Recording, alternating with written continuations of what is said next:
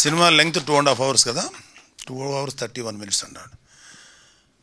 యాక్చువల్గా వీళ్ళు ఈ ఎంసెట్ ఎగ్జామ్ రిజల్ట్స్ వచ్చిన తర్వాత మా ర్యాంకుల గురించి వెళ్తారు. అబ్బాయి పేరు ఏం క్యారెక్టర్, పిక్చర్లో ఏం క్యారెక్టర్, రవియా, ఇడ్లీ మామగౌడ్. అక్కడి నుంచి సినిమా నువ్వు సెకండ్ హాఫ్లో జాతర ముగిసేదాకా, అంటే it is more than 70 minutes of film, అంటే ఆల్మోస్ట్ ఒక ఫుల్ ఫిల్మ్ యాక్చువల్గా చెప్పాలంటే. అంత గ్రిప్పింగ్గా ఎలా తీసాడో, ఎంత అద్భుతంగా తీసాడు, చాలా గ్రిప్పింగ్గా ఉంటుంది.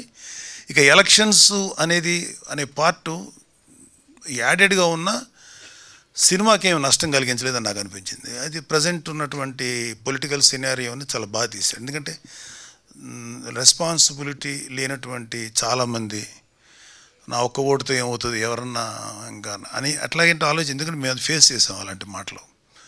అందరూ మనతోనే ఉంటారు, అందరూ మనతోనే మీకన్నా ఎవడన్నా గెలుస్తారనేవాడు.